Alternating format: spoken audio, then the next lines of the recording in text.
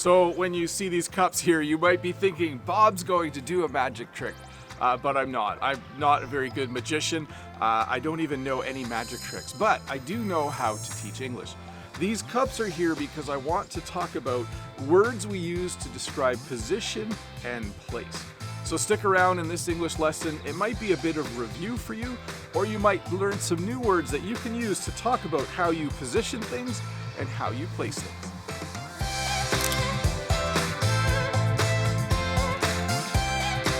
Well, hey, welcome to this English lesson about position and place. Before we get started though, if this is your first time here, don't forget to click that subscribe button way over there and give me a thumbs up if this video helps you learn a bit more English. Well, let's start with one thing. This cup is upside down. If I don't like having this cup upside down, I can put it right side up. So again, upside down simply means that the side that's normally up is now down. So this cup is upside down. And then I should put it right side up before I talk about the next thing. The next thing I can't do with a cup because the next word is the word inside out.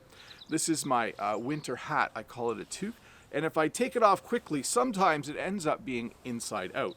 The side that's normally in ends up on the outside. So this is the normal way that the hat would look, and this is inside out. So let's review really quickly one more time. If you have one thing, it can be right side up, it can be upside down. And when you take something off really quickly, like a sock or a hat, sometimes it ends up being inside out. But let's talk about two things instead of just one. If I take this cup and put it here, I can now say that this cup is in this cup. I can also say this cup is inside this cup. And because in English we like to have a lot of ways to say things, I could also say this cup is inside of this cup. I could add the word of. So this cup is in this cup is inside this cup is inside of this cup. If I put the cups back down, I can now say that this cup is beside this cup. I could say this cup is next to this cup. That just means that they're close together. And I can flip it, of course, and say this cup is beside this cup, and this cup is next to this cup. If I wanted to talk about both of them at the same time, though, I could say this. These cups are next to each other. Or I could say these cups are beside each other. Let's move the cups like this now and talk about them for a little bit. The red cup is above the yellow cup. The yellow cup is below the red cup. So if I did this, we would say the yellow cup is above the red cup. The red cup is below the yellow cup. If I did this though, if I put the red cup here, I would say the red cup is on the yellow cup. I think because they're touching, I'm more likely to use the word on. Or I could say the red cup is on top of the yellow cup.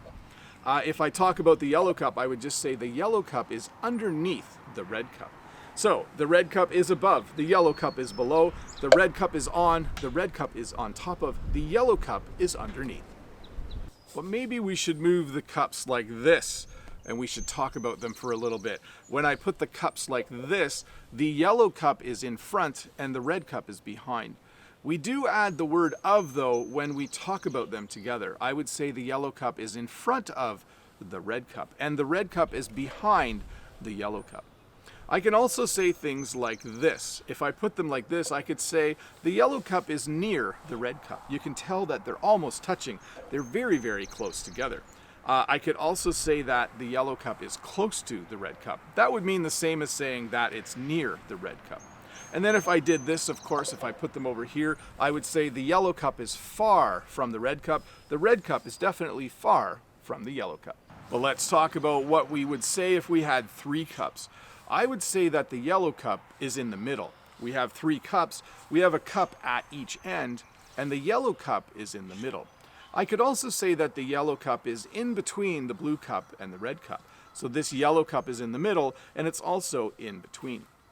If I was to describe the blue cup, I would say it's on the right. Actually, it's on your right, but it's on my left. Don't get too confused.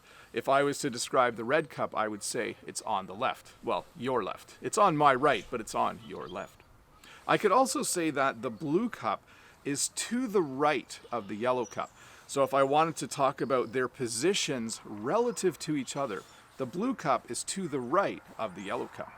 The red cup then is to the left of the yellow cup. So those are the ways you would describe all three of them. You would say this is in the middle, This is in between the other two cups. This cup is on the right. This cup is on the left. This cup is to the right of the yellow cup. This cup is to the left of the yellow cup.